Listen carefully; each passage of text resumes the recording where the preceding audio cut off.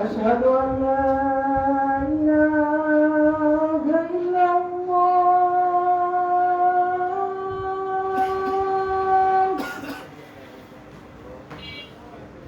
أشهد أن لا إله إلا الله.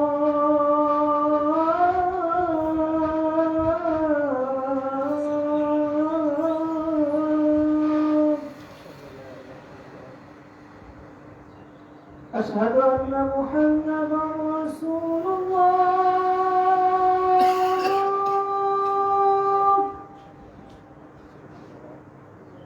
أشهد أن محمدا رسول الله.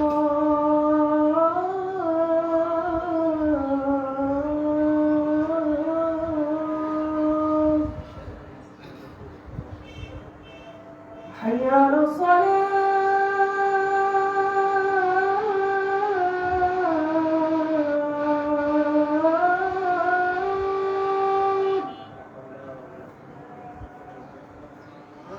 حي على الصلاة.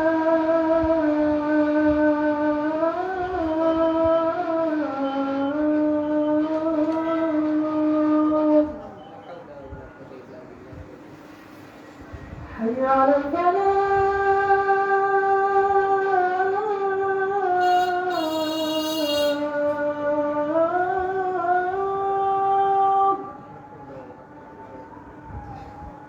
حي على الفلاح.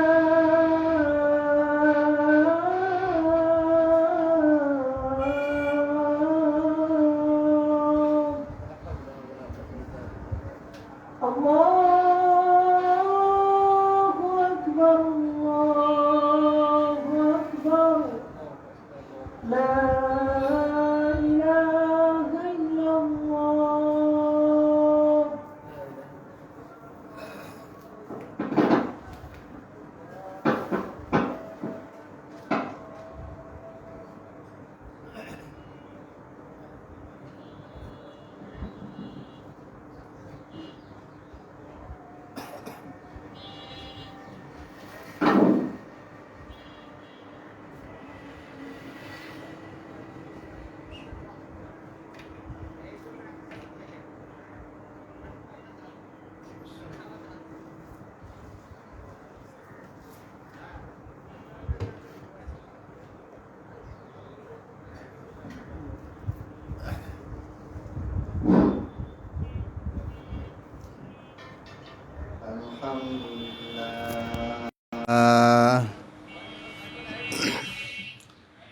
الحمد لله نحمده ونستعينه ونستغفره ونؤمن به ونتوكل عليه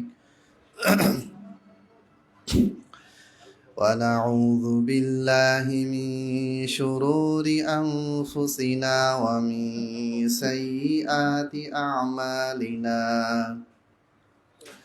من يهده الله فلا مضل له ومن يضلل فلا هادي له وأشهد أن لا إله إلا الله وحده لا شريك له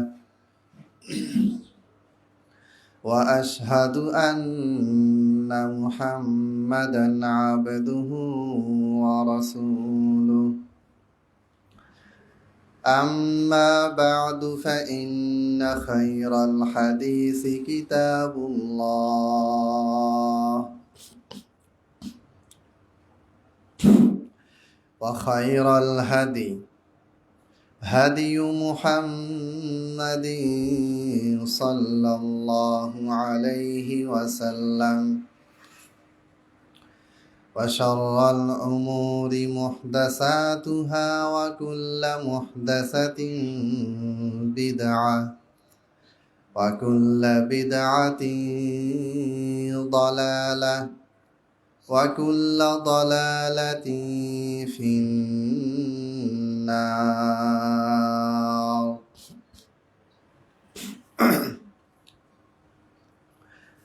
أعوذ بالله من الشيطان الرجيم. بسم الله الرحمن الرحيم. يا أيها الذين آمنوا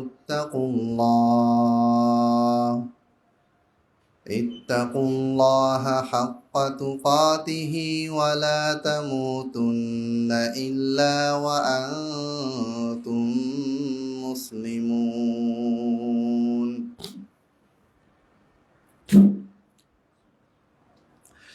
يا أيها الناس اتقوا ربكم الذي خلقكم من نفس واحدة وخلق منها زوجها وبث منهما رجالا كثيرا ونساء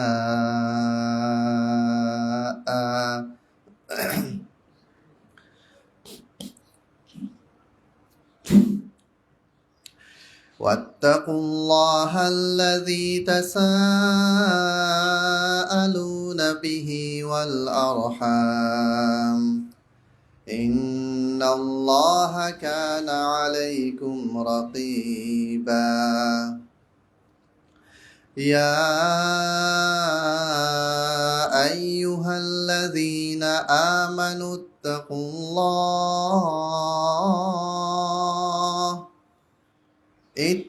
الله وقولوا قولا سديدا يصلح لكم أعمالكم ويغفر لكم ذنوبكم ومن يطع الله ورسوله فقد فاز فوزا عظيما. وقال الله تعالى في القرآن المجيد إن الذين يؤذون الله ورسوله لعنهم الله في الدنيا والآخرة وأعد لهم عذابا مهينا. وقال الله تعالى في الفرقان شهر رمضان الذي أنزل فيه القرآن هدى للناس وبينات من الهدى والفرقان فمن شهد منكم الشهر فليصم. সমস্ত প্রশংসা মহান আল্লাহ রব্বুল আলামিনের জন্য।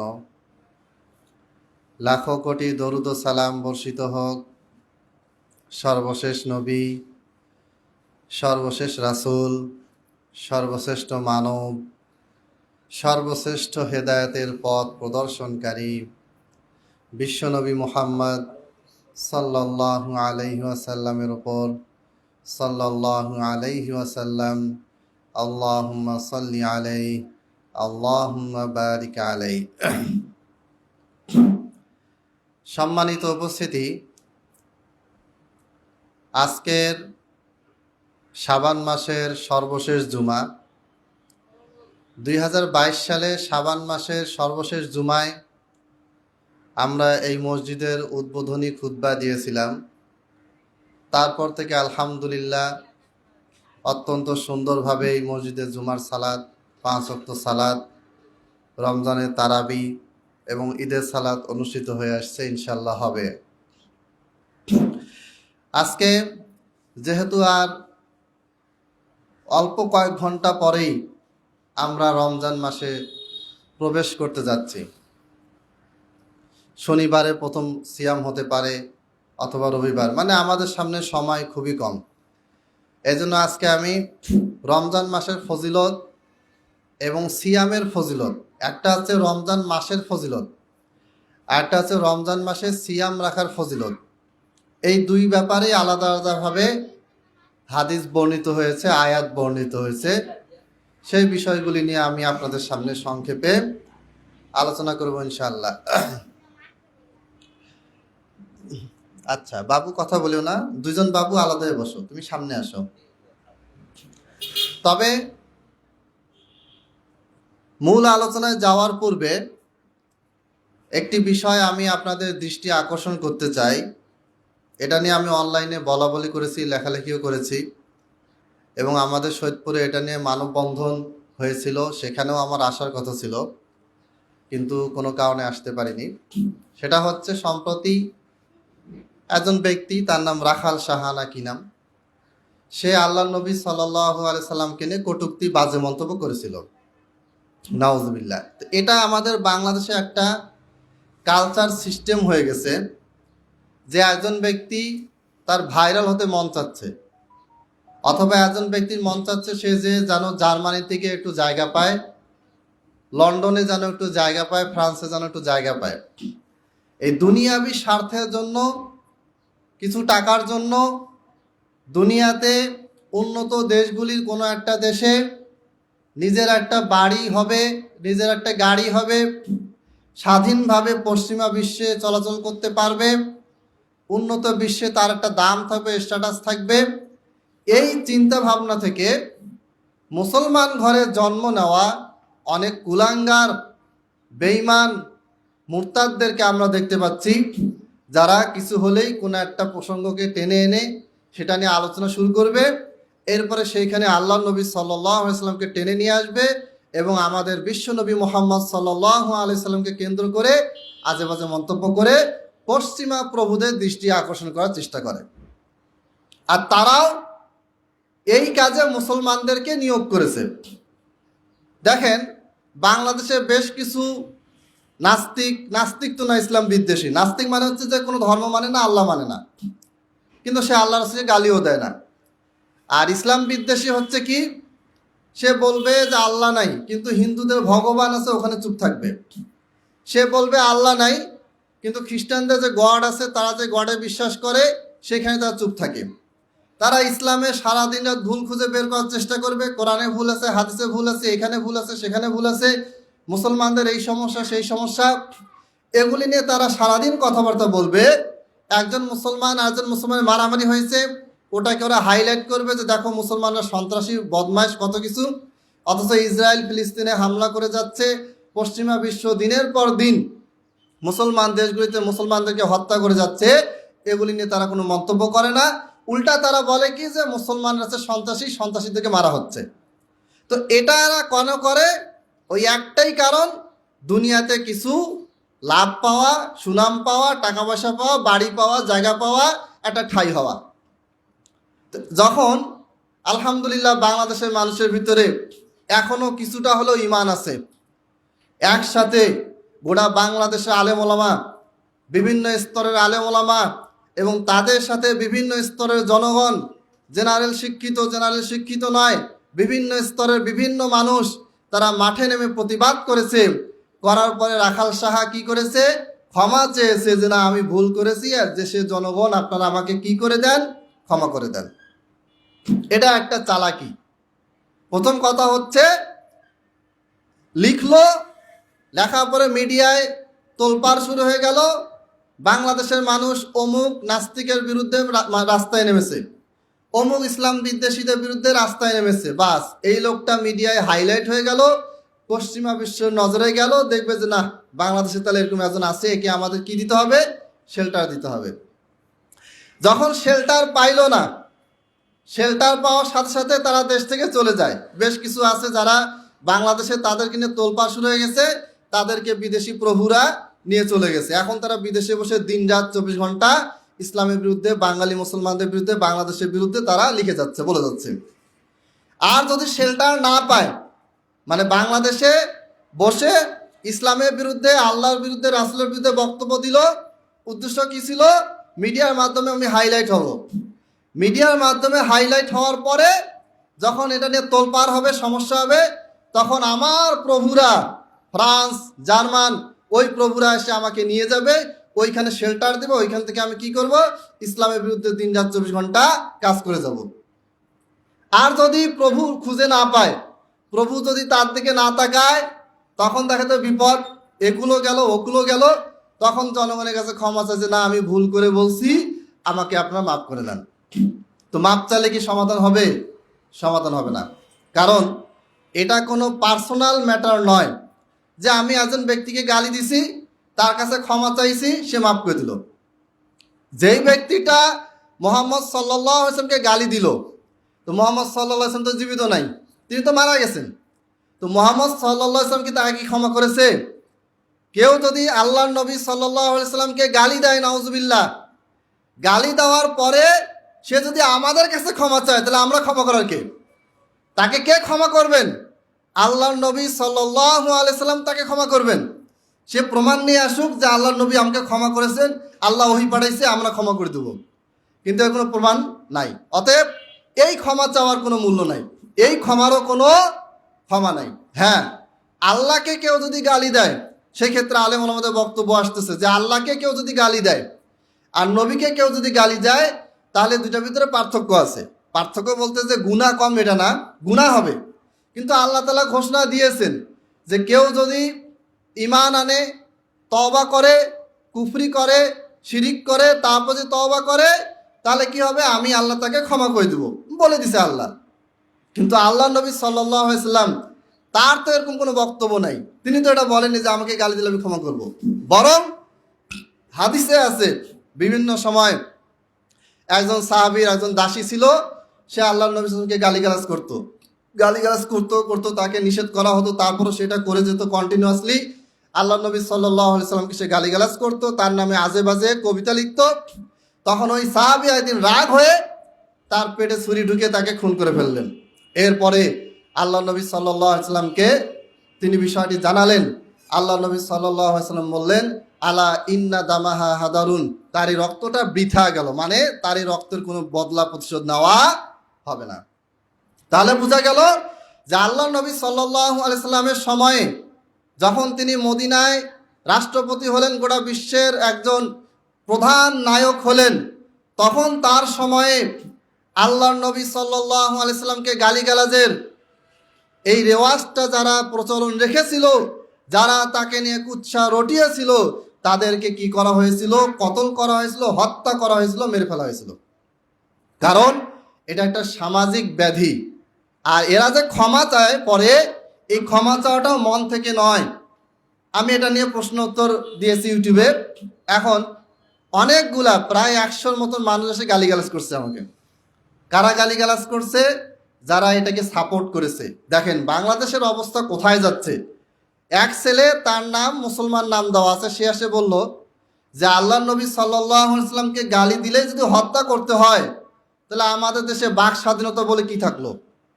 মানে বাক স্বাধীনতা মানে আমার যেটা মন চায় সেটাই আমি বলবো।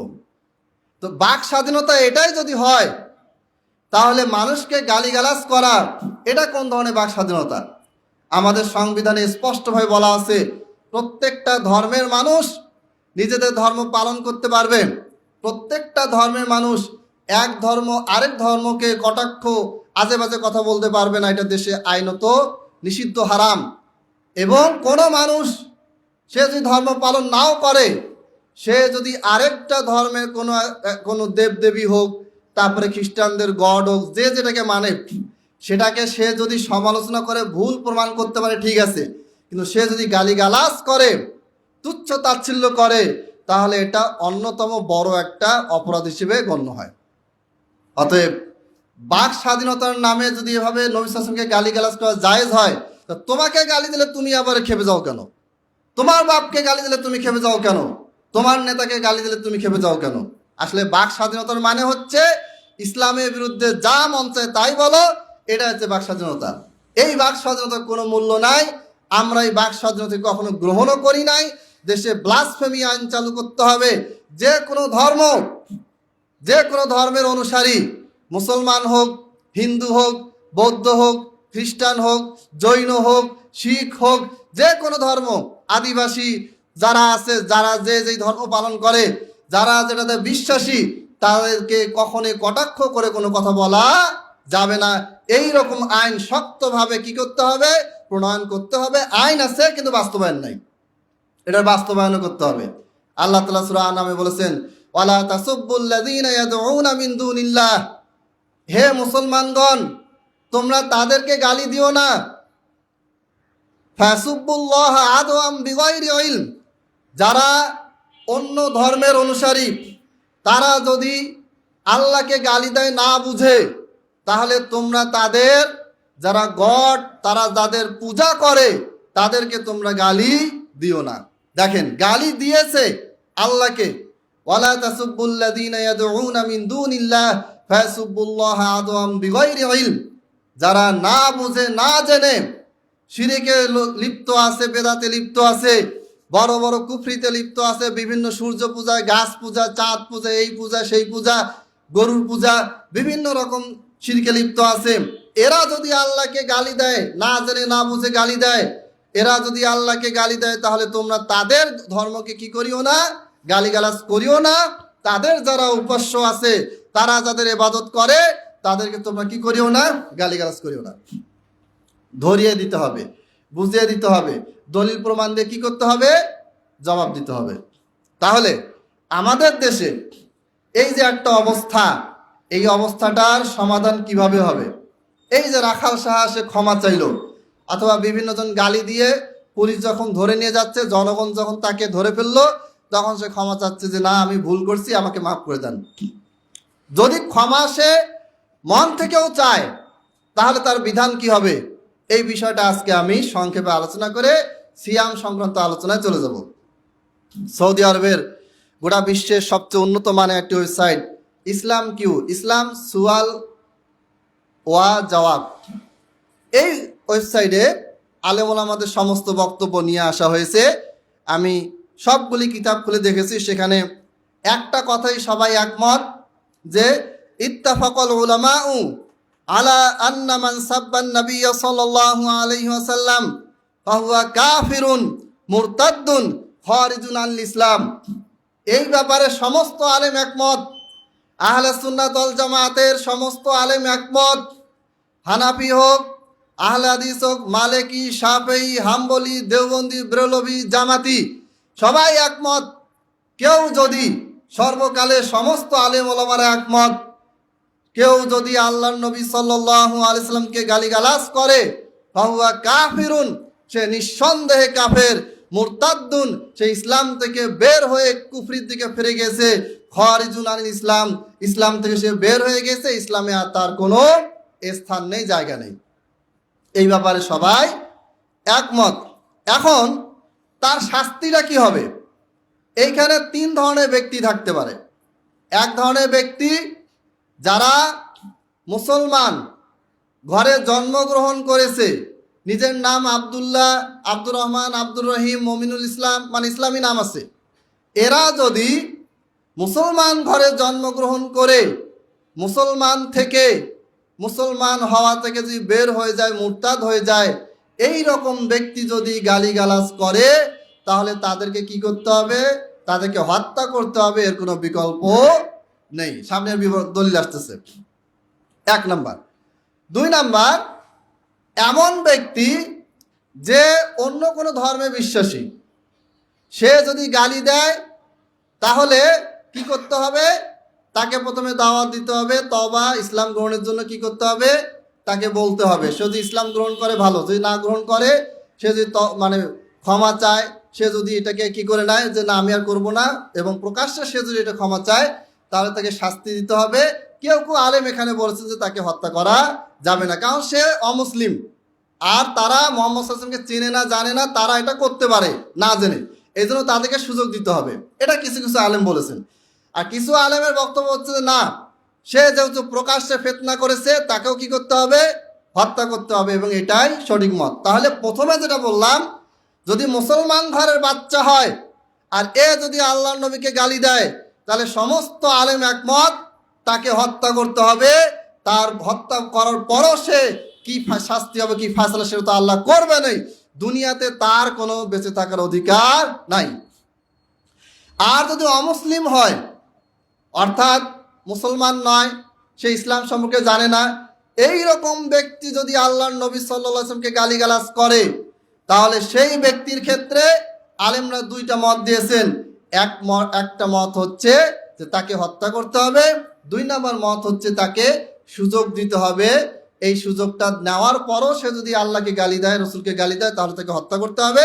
আর প্রথমবার সুযোগ দেওয়ার কারণে সে যদি শুধরিয়ে নেয়, তাহলে তাকে ছেড়ে দিতে হবে। যেহেতু সে অমুসলিম, তার কাছে দাওয়াত পৌঁছায় নেই, এই কারণে সেই কাজটা করেছে। এই কারণে একদল আলেম তাদের ব্যাপারে একটু নরম হয়েছেন। তবে আরেক দল আলেমের মধ্যে যে না, তাকেও কি করতে হবে, হত্যা করতে হবে, কারণ সে এমন একটা প্রসঙ্গে গালিগালাজ করেছে, এমন একজন ব্যক্তিকে গালিগালাজ করেছে যেটা কখনোই কোনোভাবেই কোনো যুক্তিতেই গ্রহণযোগ্য নয়।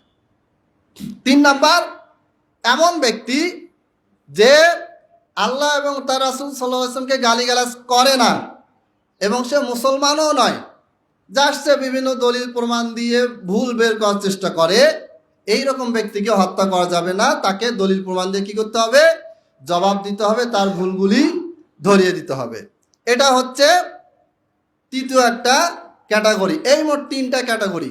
তার মধ্যে আমাদের দেশে যে ক্যাটাগরিগুলি আমরা দেখি, ম্যাক্সিমামই প্রথম ক্যাটাগরি, মানে মুসলমান ঘরে জন্ম, এরপরে কি হয়েছে, ওই যে বিভিন্ন স্বার্থে দুনিয়া লাভের জন্য কি করে, এই গালিগালাজ বিভিন্ন রকম মন্তব্য করে, করার পরে এরা যখন চিপায় পড়ে যায় তখন ক্ষমা চায়।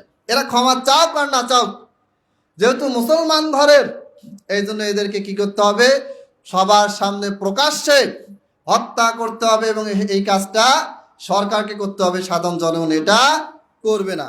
সাধারণ জনগণ কি করবে, তারা মিছিল করবে, মিটিং করবে, কিন্তু রাস্তাঘাট বন্ধ করে নয়, মানববন্ধন করবে, অনলাইনে অফলাইনে জুমার খুতবায় বিভিন্নভাবে এটা প্রতিবাদ জানাবে শান্তিপূর্ণভাবে। কোনো রকম দাঙ্গা হাঙ্গামা, মারামারি, কারো বাসায় হামলা করা, এগুলি করা যাবে না। ঠান্ডা মাথায় সবাই একমত হয়ে, একজোট হয়ে এই অন্যায়ের প্রতিবাদ করতে হবে। সরকারের কাছে দাবি জানাতে হবে যে অমুক ব্যক্তি, সে মুসলমান ঘরের বাচ্চা, তার নামে আব্দুল্লাহ আছে, আব্দুর রহমান আছে, অথচ এই ব্যক্তি আল্লাহর নবী সাল্লাল্লাহু আলাইহি সাল্লামকে গালিগালাজ করেছে, একে যতদিন পর্যন্ত প্রকাশ্যে হত্যা করা হবে না, ততদিন পর্যন্ত আমরা মাঠ থেকে ঘরে ফিরব না। সরকারকে দিয়ে কাজটা করাতে হবে, সাধারণ জনগণ এই আইন তুলে নেবে না। আর যে সাহাবীর ঘটনা বললাম, তার দাসীকে হত্যা করেছিল, সেইটা ওই সময় ঘটেছিল যখন আল্লাহর নবী সাল্লাল্লাহু আলাইহি সাল্লাম ক্ষমতায় ছিলেন এবং তিনি সেটা অনুমতি দিয়েছিলেন, তিনি এটাকে নিষিদ্ধ করে নাই। আর যদি বাংলাদেশ সরকার এই ঘোষণা দিয়ে দেয় যে কেউ যদি আল্লাহর নবী সাল্লাল্লাহু আলাইহি ওয়াসাল্লামকে গালিগালাজ করে, তাহলে আপনারা যে যেখানে আছেন প্রমাণ সাপেক্ষে তাকে ধরেন, গণধোলাই দিয়ে মেরে ফেলেন, যদি এটা আইনত জায়েজ থাকে তাহলে জনগণ করতে পারবে। কিন্তু এটা আইনত জায়েজ নয়, ইসলামের দৃষ্টিকোণ থেকেও জায়েজ নয়, কারণ যে প্রশাসনের লোক শেষ, তাকে সেই কাজটা করতে দিতে হবে। জনগণকে আইন হাতে তুলে নেওয়া যাবে না। এরপরে আমি একটা আয়াত বলে চলে যাব রমজান বিষয় আলোচনায়। আল মাওসুআতুল ফিকহিয়া, বর্তমান বিশ্বের ফিকহি কিতাবের সংকলন, অনেক বিশাল বড়, প্রায় 60টার মতন খণ্ড বের হয়েছে যাবৎ। তার 40 খণ্ডের 61 পৃষ্ঠায় আল্লাহর নবী সাল্লাল্লাহু আলাইহি সাল্লামকে গালিগালাজ করা সম্পর্কে প্রশ্ন করা হয়েছিল।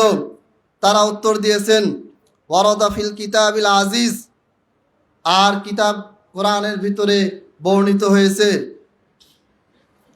অলুয়াইনা ফাইলুহু, যে এই কাজটা করবে তারপর কি হবে, আল্লাহর পক্ষ থেকে লানত বর্ষিত হবে।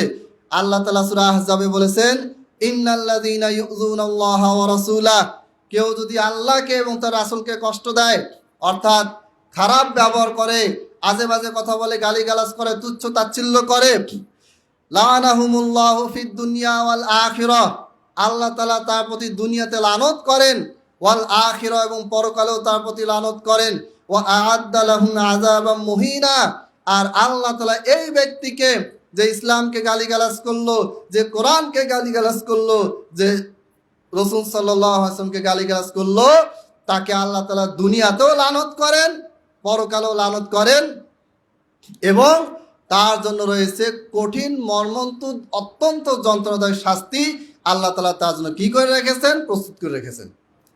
তার মানে যেই ব্যক্তিটাকে আল্লাহ তাআলা স্পষ্ট করে দিলেন, যারা আল্লাহর নবী সাল্লাল্লাহু আলাইহি ওয়াসাল্লামকে গালিগালাজ করে, যারা আল্লাহকে গালিগালাজ করে, যারা ইসলামকে নিয়ে গালিগালাজ করে, কটূক্তি করে, এই রকম ব্যক্তির উপরে আল্লাহ তাআলা দুনিয়াতেও লানত বর্ষণ করেন, এই রকম ব্যক্তির উপরে আল্লাহ তাআলা পরকালেও লানত বর্ষণ করেন। সুতরাং যার উপরে আল্লাহ লানত বর্ষণ করেন, এই রকম ব্যক্তির এই দুনিয়াতে বেঁচে থাকার কোনো অধিকার নাই। কোন মুসলমান যদি এটার বিপক্ষে যায়, এই কথাটার বিপক্ষে যায়, যদি এই আয়াতের বিপক্ষে যায়, তাহলে সেও নিঃসন্দেহে কাফের হয়ে যাবে, কোনো সন্দেহ নেই। আমাদের ঈমান, আমাদের বিশ্বাস, আল্লাহ যা বলেছেন এটাই সত্য, এটাই সঠিক।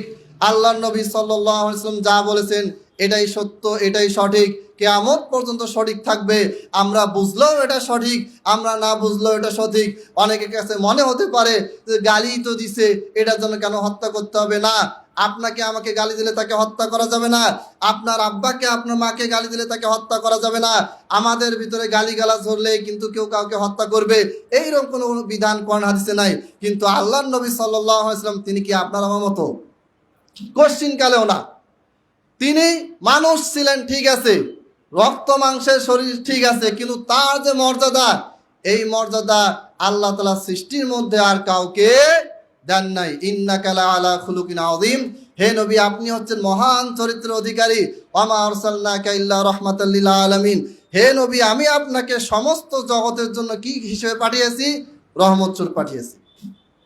এত বড় ব্যক্তি, এই রকম মহান ব্যক্তি সম্পর্কে গালিগালাজ তো দূরে কথা, কেউ যদি সামান্য একটা নেতিবাচক মন্তব্য করে, সেই ব্যক্তির এই দুনিয়ায় বেঁচে থাকার কোনো অধিকার নাই। সে প্রকাশ্যে তওবা করুক আর না করুক, সে জনগণের চাপে পড়ে তওবা করুক বা নিজের ইচ্ছায় ভুল বুঝে তওবা করুক না কেন, তার বেঁচে থাকার কোনো অধিকার নেই। কারণ সে যদি একবার মাপ পায়, তাকে দেখে আরো 10 জন এই কাজ করবে, ওই 10 জন যদি মাপ পায় আরো 100 জন এই কাজ করবে, যেটা বাংলাদেশে আমরা অহরহ হতে দেখছি।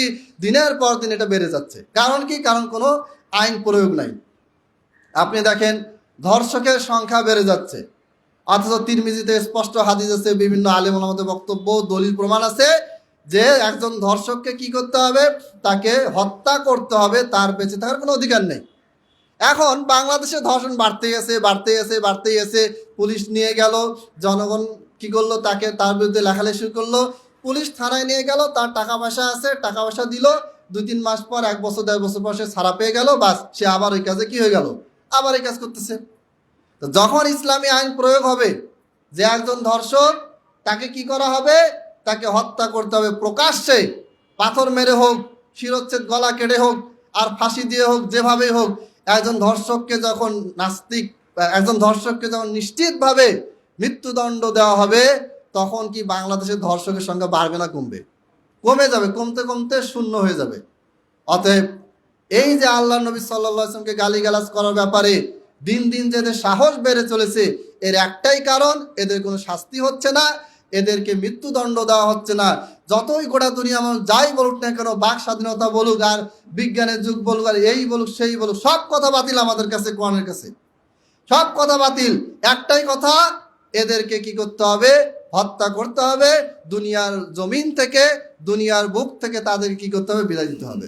বাদ বাকি আল্লাহ তাকে ক্ষমা করবে কি করবে না, এটা আল্লাহ তার সাথে বুঝে নেবেন।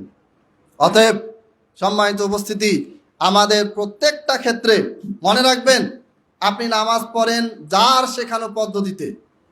এখন এই ব্যক্তিটাকে যদি আপনি মন থেকে ভালোবাসতে না পারেন, তাহলে আপনার আমার নামাজ কবুল হবে?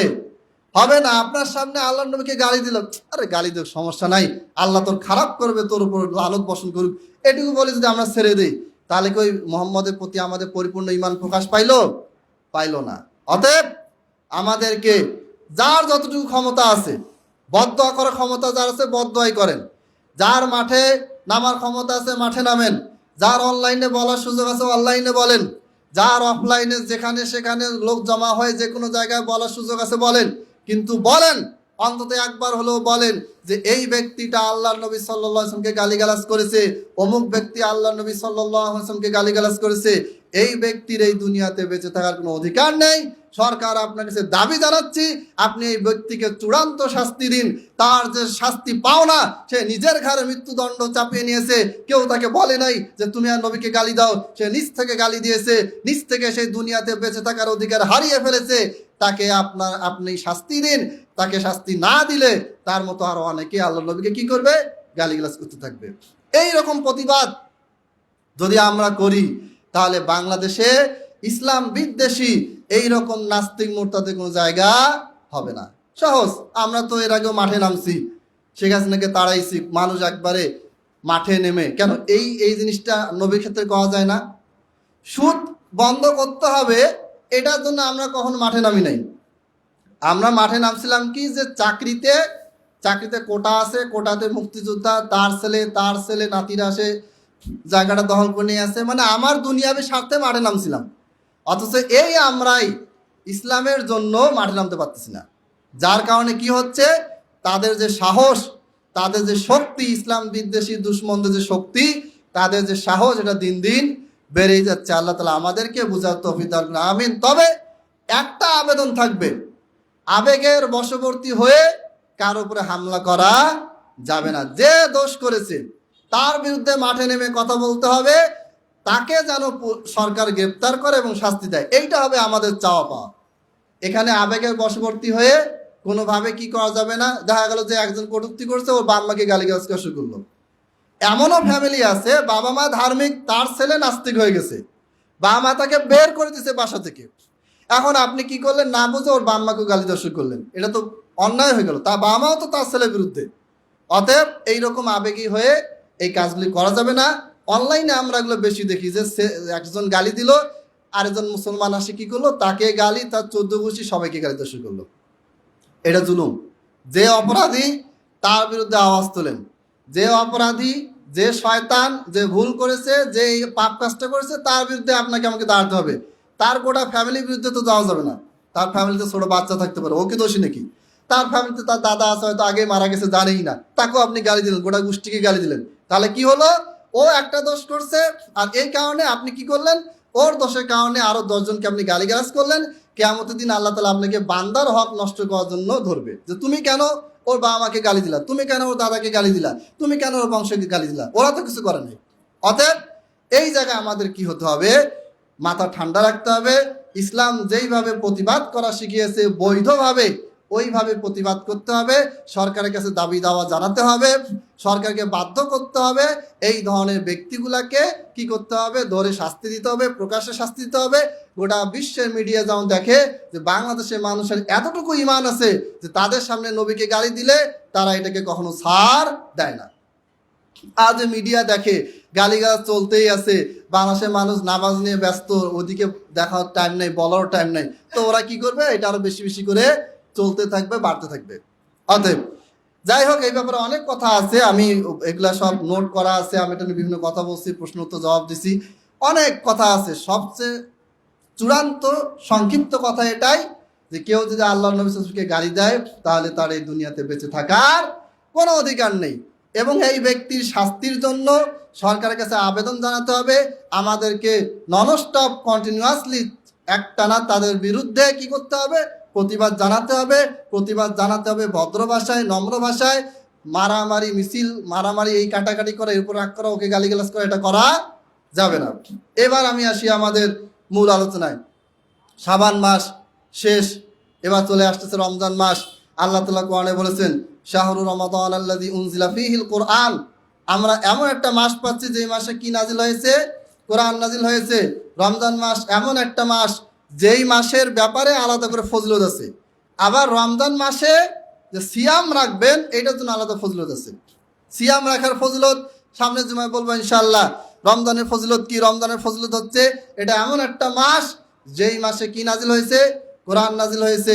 উনজিলা ফীহিল কোরআন হুদাল লিন্নাস ওয়া বাইয়িনাতিম মিনাল হুদা ওয়াল ফুরকান ফামান শাহিদা মিনকুমুশ শাহরা ফালইয়াসুম।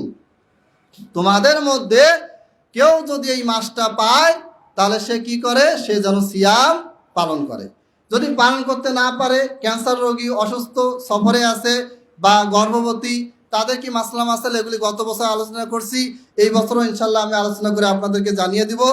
এই আয়াতে সূরা বাকারার 185 নম্বর আয়াত, এখানে আল্লাহ তাআলা একটা কথা বলেছেন, এখানে একটা গুরুত্বপূর্ণ মাসলা জানা যায় যে তোমাদের মধ্যে কেউ যদি এই মাসটাকে পায় তাহলে সে কি করবে? সিয়াম পালন করবে, মানে মাসটা পেতে হবে। আমরা আমাদের কিছু দিনু ভাইদেরকে দেখি যারা মক্কার সাথে সৌদি আরবের সাথে মিল রেখে সিয়াম শুরু করে, মক্কার সাথে মিল রেখে সিয়াম শেষ করে, মক্কার সাথে সৌদি আরবের সাথে মিল রেখে কি করে? ঈদ ঈদ দুই ঈদ পালন করে। গোটা বছর 11টা মাস তারা দেশের ক্যালেন্ডার অনুযায়ী সব কিছু করে। আইয়ামে 20 মাসে 3 দিনে সিয়াম, বাংলাদেশের ক্যালেন্ডার দেখে তারা সিয়াম পালন করে। সোমবার, বৃহস্পতিবার সিয়াম, বাংলাদেশের ক্যালেন্ডার দেখে তারা সিয়াম পালন করে। এমনকি ঈদ উল ফিতরের পরে শাওয়াল মাসের যে 6টা সিয়াম, এই শাওয়াল মাসের হিসাবও তারা বাংলাদেশের ক্যালেন্ডার অনুযায়ী করে। মাঝখানে একটা মাস খালি তাদের মাথা উল্টাপাল্টা হয়ে যায়, এই এক মাসে গিয়ে তারা হয়ে যায় সৌদিপন্থী। অথচ আল্লাহ তাআলা বললেন তোমাদের ভিতরে কেউ যদি এই মাসটা পায়, মাসটা পাওয়ার শর্ত। এখন আপনি ফজরের সময় চিন্তা করলেন যে আমি জোহরে নামাজ পড়বো, নামাজটা হবে? কারণ জোহরের টাইম তো এখনো আসে নাই। জোহরের টাইমে আপনি চিন্তা করলেন যে আমি এশার নামাজটা পড়ে নেই, এই নামাজটা কি হবে? হবে না। আপনি 2 ঘন্টা ধরে পড়েন, 3 ঘন্টা ধরে পড়েন, পুরা কোরআন খতম দেন, খুব সুন্দর করে পড়েন, কিন্তু এই নামাজটা কবুল হবে না। কারণ এশার নামাজের টাইমটা এখনো আপনি পান নাই। আপনি যখন যেই ইবাদতটা করবেন সেই ইবাদতের সময়টা আপনার কাছে আসতে হবে, সময়টা আসে নাই, তার আগে আপনি শুরু করলেন, তাহলে এটা কখনো গ্রহণযোগ্য হবে না।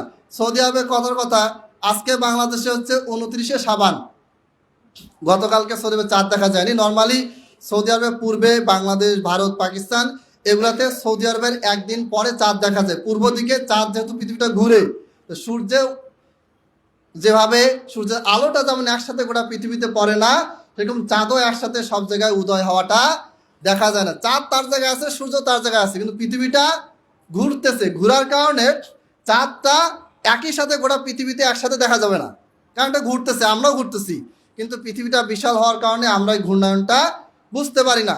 চাঁদ, সূর্য, প্রত্যেকটা গ্রহ তার জায়গাতেই আছে। এখন বাংলাদেশে 29শে শাবান, আজকে সৌদি আরবে 30শে শাবান, আর কিছু কিছু দেশ, বিশেষ করে সৌদি আরবে পশ্চিমে যে দেশগুলো আছে ওদের ওখানে পহেলা রমজান শুরু হয়ে গেছে। মানে পশ্চিম দেশ আগে তারা চাঁদ উদয় দেখে, মাঝখানে সৌদি আরবে যেগুলো মধ্যপ্রাচ্যের দেশ আছে এরা দেখে, এরপরে আমরা দেখি। এটা এভাবে ঘুরতে থাকে, এভাবে ঘোরার কারণে, পৃথিবীটা ঘোরার কারণে পশ্চিমারা ওরা আগে দেখে, মাঝখানে যারা আছে তারা মাঝখানে দেখে, আর আমরা যারা পূর্ব দিকে আছি আমরা সবার পরে দেখি। এইভাবে দেখার কারণে মাসটা আগাপাছা হয়। এখন বাংলাদেশে 29শে শাবান, সৌদি আরবে হচ্ছে 30শে শাবান। তো আজকে যদি রমজান শুরু হয়ে যায়, মাগরিবের পরে 30 তারিখ শেষ, আরবি মাসের 30 তারিখের পরে 31 তারিখ হয় না।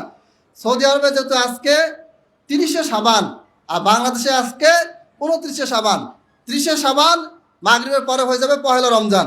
আর বাংলাদেশে কয় তারিখ হবে? কত হবে? 30 তারিখ। তাহলে আমরা কি শাবানের 30 তারিখে আছি না রমজান মাসে ঢুকছি? ঢুকি নাই, রমজান মাস এখনো পাই নাই। হ্যাঁ, যদি আজকে যদি মাগরিবের পরে এই ডেট চেঞ্জ হয়, মাগরিবের পরে আরবি তারিখ, মাগরিবের পরে ডেট চেঞ্জ হয়, আর ইংরেজি চেঞ্জ হয় 12 তারিখ রাত 12টার পরে। যদি আজকে যদি আমরা চাঁদ দেখি তাহলে আমরা রমজানে ঢুকছি, এটা প্রমাণ হবে। যদি আমরা আজকে চাঁদ না দেখি তাহলে আজকে আমরা রমজানটা পাবো কবে? রবিবারে। রবিবারে আমরা সিয়াম রাখবো, শনিবারে আমাদের কয় তারিখ হবে? 30শে শাবান হবে। এখন সৌদি আরবে শনিবারে হলো পহেলা রমজান, বাংলাদেশে হলো 30শে শাবান, শাবানের পর রমজান মাস, এটা তো সবাই জানেন। তো এখন বাংলাদেশি যারা সৌদি আরবের সাথে মিল রেখে আজকেই তারাবি শুরু করলো, কথার কথা আজকে তারাবি শুরু করলো, মাগরিবের পরে এসার পরে তারা তারাবি শুরু করলো, পহেলা রমজানের সিয়াম শনিবারে সৌদি আরবের সাথে তাল মিলিয়ে রাখলো। সৌদি আরব তো রমজান মাস পাইছে, ঠিক আছে, তো বাংলাদেশে যারা রাখলো তারা কি রমজান মাস পাইছে? পায় নাই, কারণ এখনো রমজান বাংলাদেশে প্রবেশই করে নাই।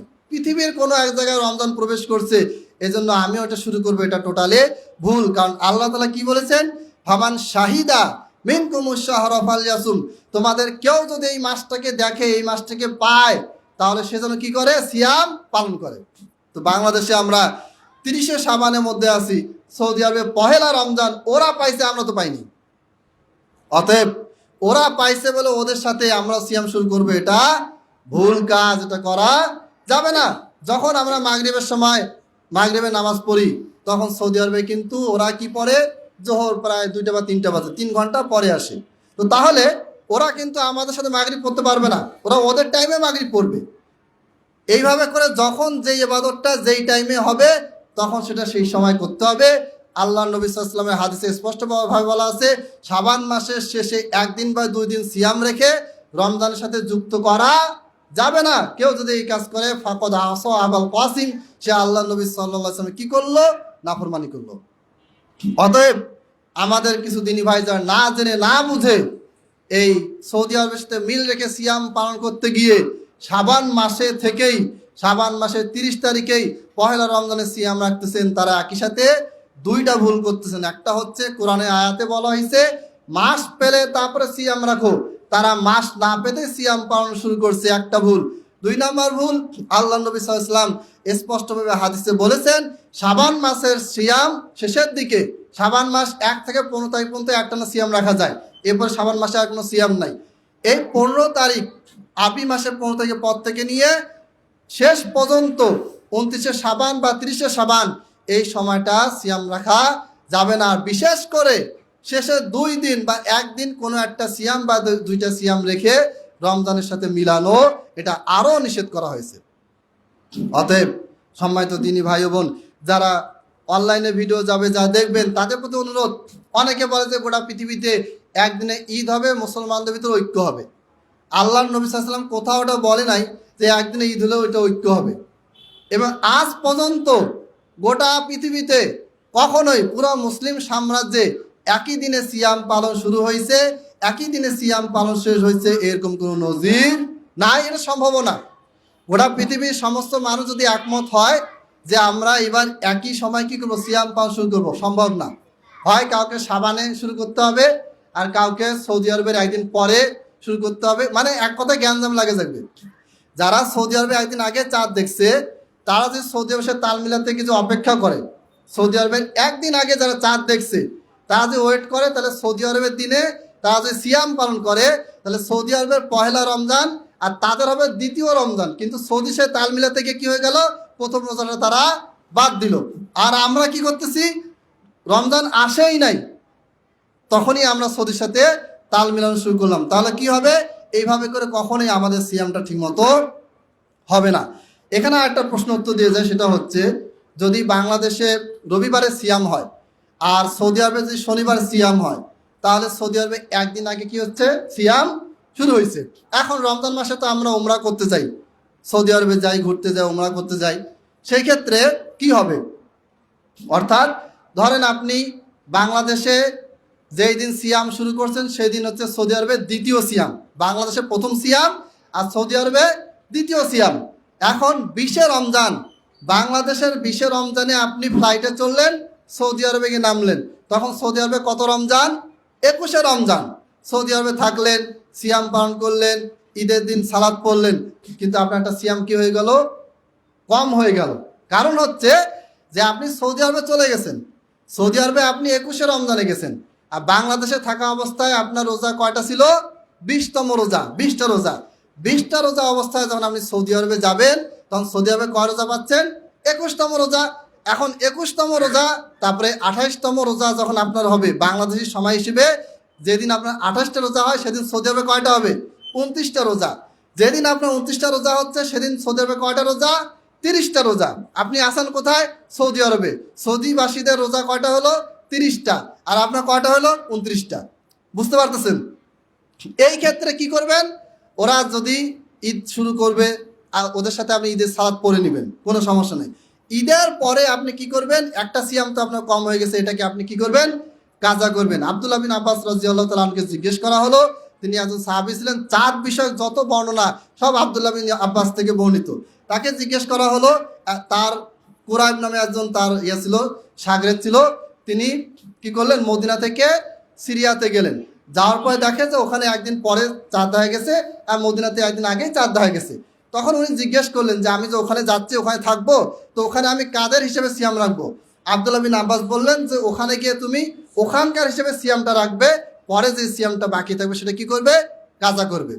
এর বিপরীত যদি সৌদি আরবের আগে যে দেশগুলিতে চাঁদ দেখা যায়, মরক্কো, আমেরিকা, আলাস্কা, বিভিন্ন জায়গায় যেগুলো সৌদি আরবের পশ্চিমে আছে, ওদের জায়গায় সৌদি আরবের একদিন আগে ওরা চাঁদ দেখে সাধারণত, অনেক সময় হেরফেরও হয়।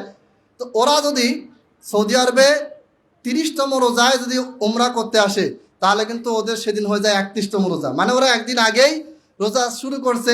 বাংলাদেশের বিপরীত, বাংলাদেশে যেই দিন 20তম রোজা, সৌদি আরবে সেই দিন কি 21তম রোজা। আর যারা সৌদি আরবের একদিন আগে সিয়াম শুরু করছে, ওরা যেদিন সৌদি আরবের 20তম রোজায় সৌদি আরবে ঢুকবে, ওই দিন তাদের কয়তম রোজা হচ্ছে? 21তম রোজা হচ্ছে। সেই ক্ষেত্রে সৌদি আরবের 30তম রোজার দিনে তাদের হবে 31তম রোজা। এই 31তম রোজাটা কি হবে? নফল সিয়াম হিসেবে গণ্য হবে, তাকে আর কাজা করা লাগতেছে না। কারণ সৌদি আরবে যেদিন ঈদ হবে তার আগের দিন 30 তারিখেই তাদের কিন্তু 31টা রোজা হয়ে গেছে, মানে 30টা রোজা তাদের হয়ে গেছে, প্লাস আরেকটা এক্সট্রা যুক্ত হয়েছে, এটা তাদের নফল হিসেবে গণ্য হবে। এই দুইটা মাসলা খুব খেয়াল রাখবেন, কারণ গোটা পৃথিবী থেকে আমরা উমরা করতে যাই। রমজান মাসে আমরা বেশি উমরা করতে যাই। উমরা যে কোনো সময় করা যায়, রমজানই করতে হবে এরকম কোনো শর্ত না। রমজানে করলে নেকিটা বেশি পাওয়া যায়। রমজানে আমাদের আবেগটা কাজ করে, রমজানে আমাদের একটা ভালো লাগা থাকে। রমজানে কাবা শরীফে বেশি উমরা করতে প্রচুর পরিমাণ মানুষ আসে, দৃশ্যটাই অন্যরকম। তো এই রমজান মাসে আপনারা যখন যাবেন উমরা করতে, তখন এই বিষয়টা খেয়াল রাখবেন যেন আপনার সিয়াম কোনোভাবে কি হয়ে না যায়, শর্ট পড়ে না যায়। আপনি বাংলাদেশ থেকে সৌদি আরবে গেলেন, ওদের সাথে আপনি সিয়াম শেষ করলেন, ঈদ পালন করলেন, পরে বাংলাদেশে এসে ভাবলেন যে না আমার তো সিয়াম হয়ে গেছে। না, আপনাকে কি করতে হবে? বাংলাদেশে এসে একটা যে কম পড়ে গেছে এটা আপনাকে কাজা করে নিতে হবে। যদি এই মাসলাটা যদি আমি বুঝাতে না পারি, বুঝতে সমস্যা হয়, আমাকে নামাজ পড়ে জিজ্ঞেস করবেন, ইনশাল্লাহ আমি আবার বুঝিয়ে দেবো। আল্লাহ তাআলা আমাদেরকে বোঝার তৌফিক দান করুন। ওয়া আখিরু দাওয়ানা আনিল হামদুলিল্লাহি রাব্বিল আলামিন।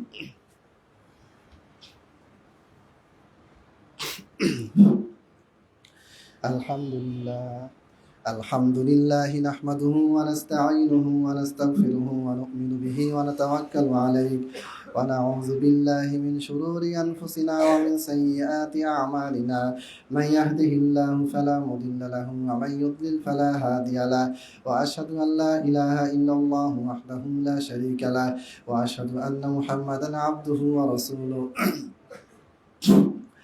اللهم صل على محمد وعلى آل محمد كما صليت على إبراهيم وعلى آل إبراهيم إنك حميد مجيد.